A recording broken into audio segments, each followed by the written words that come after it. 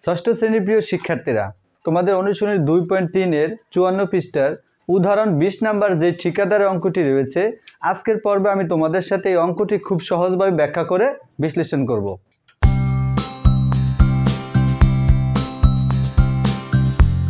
Hello viewers, তোমাদের গণিত বইয়ের অনুশীলনী 2.3-এর 54 পৃষ্ঠার উদাহরণ 20 নম্বরে যে ঠিকাদার অঙ্কটি ছিল, আমি এই অঙ্কটি বোর্ডে তুলেছি। আমি চেষ্টা করব অঙ্কটি এক এক করে সবগুলো সুন্দরভাবে ব্যাখ্যা করার জন্য। তাই আমি আশা করছি ভিডিওটি না টেনে তোমরা প্রথম থেকে শেষ পর্যন্ত আমার সাথে থাকবে। প্রথমে যদি আমরা একটু প্রশ্নটা পড়ি, একজন ঠিকাদার 100 কিলোমিটার রাস্তা 20 দিনে সম্পূর্ণ করে দেওয়ার চুক্তি করলেন। 250 জন শ্রমিক নিয়োগ করে 10 দিনে রাস্তার 62.50% সম্পূর্ণ করলেন। এটা হচ্ছে আমাদের মূল প্রশ্ন। এই মূল প্রশ্নটা দিয়ে ক, খ, গ এই তিনটা প্রশ্নের সমাধান করতে হবে।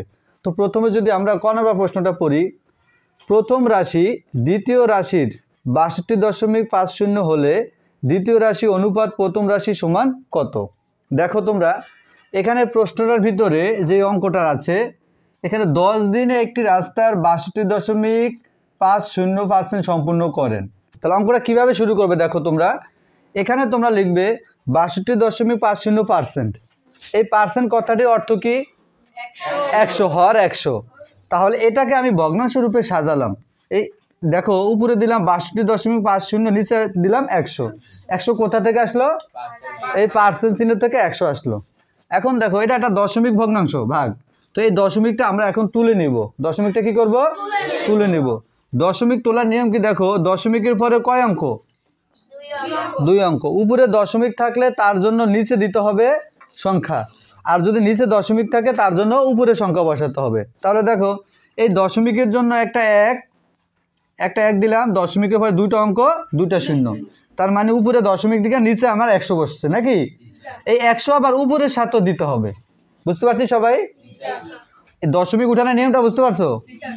এই দশমিকের জন্য একটা 1, হরের জায়গাটা 1 দিলাম, দশমিকের পরে 2টা অঙ্ক, এর জন্য 2টা শূন্য দিলাম। তাই আমি নিচে 100 দিলে উপরে সংখ্যার সাথে 100 আমাকে গুণ করতে হবে। আচ্ছা, এবার দেখো যদি আমরা গুণ করি, 100 দিয়ে 100কে গুণ করলে নিচে হয় 10,000। কত হয়? আর উপরে 62.50কে যদি 100 দ্বারা গুণ করি তাহলে হয় 6,250।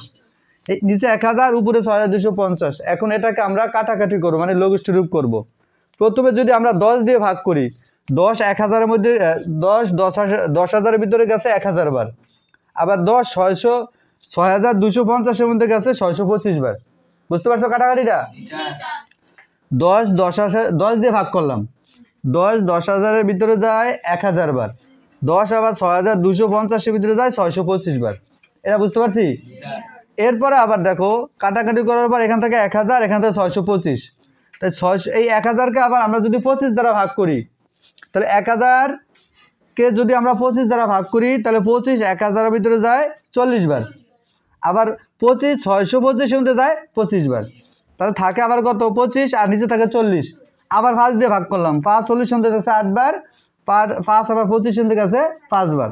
তার মানে কাটাকাটি করার পরে আমার কাছে অবশিষ্ট আছে এখন 8-এর 5 অংশ। আচ্ছা, আমরা তো এটা জানি যে ভগ্নাংশের অনুপাত মানে ভগ্নাংশ, ভগ্নাংশ মানেই অনুপাত। এই যে একটা ভগ্নাংশ বের করলাম, এই ভগ্নাংশের যে লবটা এটাকে ধরবো আমরা অনুপাতে ধরলে কোন রাশি? প্রথম রাশি। আর হর ধরবো কোন রাশি?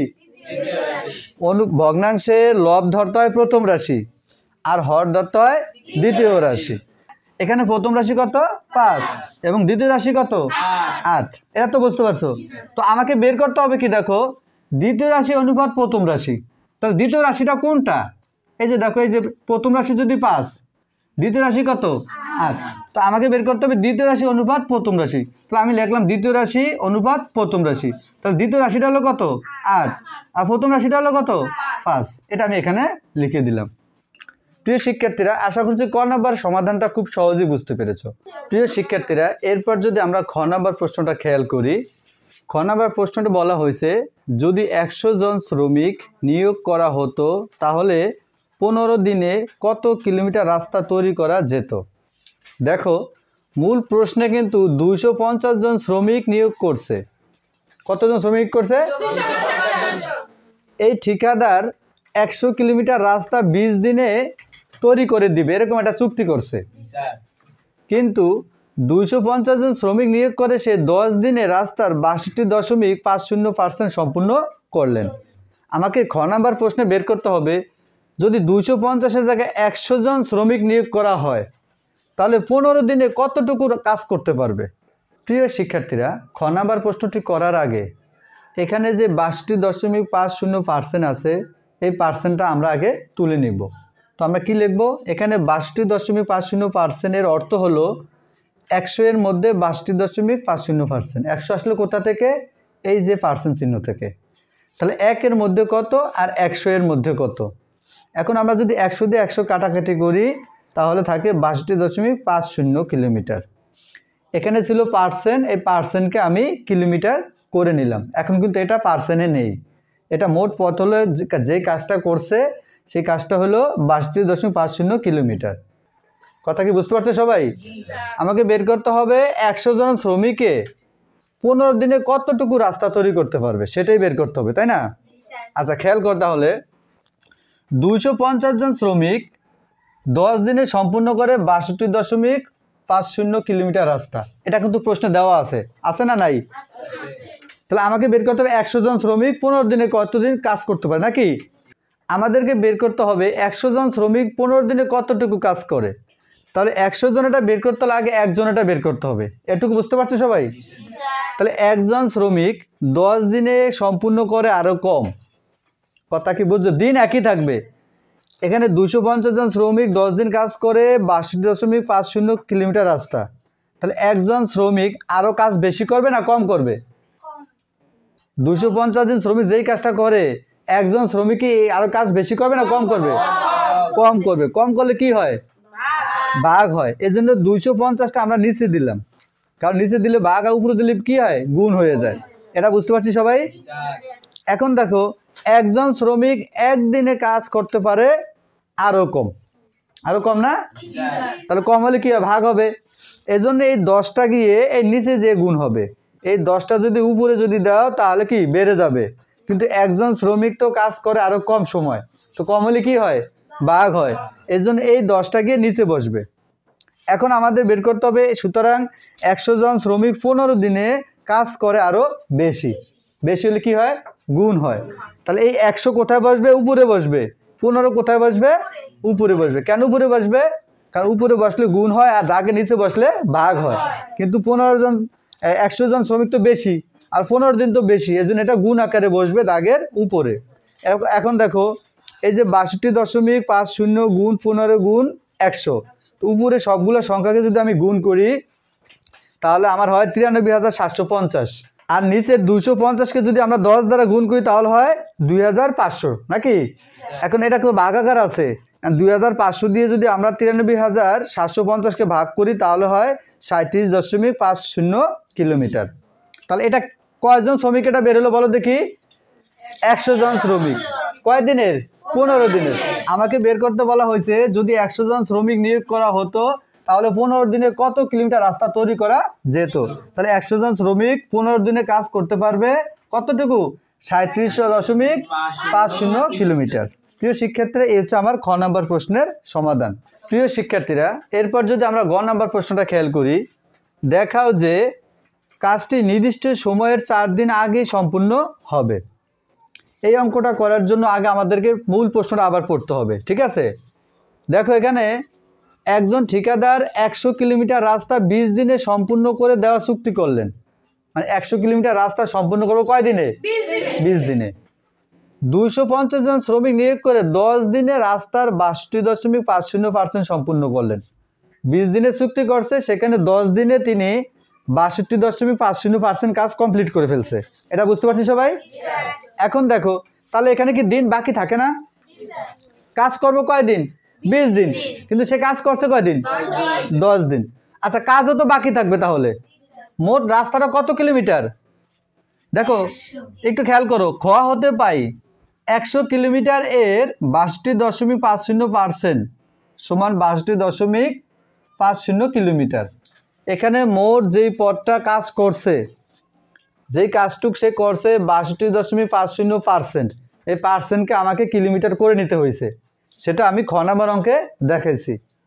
কারণ পার্সেন্টের একটা তো অঙ্ক করতে পারবে না। তাহলে 100 কিলোমিটারের এত পার্সেন্টে কতটুকু হয়? 62.50 কিলোমিটার হয়। দেখো রাস্তা বাকি থাকে, তাহলে মোট রাস্তাটা হলো কত কিলোমিটার? 100 কিলোমিটার। কাজ করছে কতটুকু? পার্সেন্ট। এখন পার্সেন্ট থাকবে? আমি তো পার্সেন্টকে আমি কিমি তৈরি করে নিলাম। তাহলে এখন কি তোমরা লিখবা যে রাস্তা বাকি থাকে 100 কিলোমিটার বিয়োগ 62.5%? পার্সেন্ট থাকবে? পার্সেন্ট থাকবে না, বিধেই তো আমি আগে এটা করে নিলাম। এই যে খ নম্বর অঙ্কে খ থেকে পাই 100 কিলোমিটারের 62.50% সমান 62.50 কিলোমিটার। তাহলে আমি পার্সেন্টকে কিলোমিটার করে নিলাম। তাহলে দেখো ওই মোট 100 কিলোমিটার পর থেকে 62.50 কিলোমিটার বাদ দিয়ে দিলাম, তাহলে থাকে কতটুকু? 37.50 কিলোমিটার। আচ্ছা, দিন বাকি থাকে না? মোট কাজ করবো কয়দিন? কাজ করছে কয়দিন সে? তাহলে দিন বাকি থাকে কয়দিন? আরো 10 দিন। এটা বুঝতে পারছি? আচ্ছা, এই যে 62.50 কিলোমিটার কাজ করছে, এটা কয়দিনে করছে? 10 দিনে।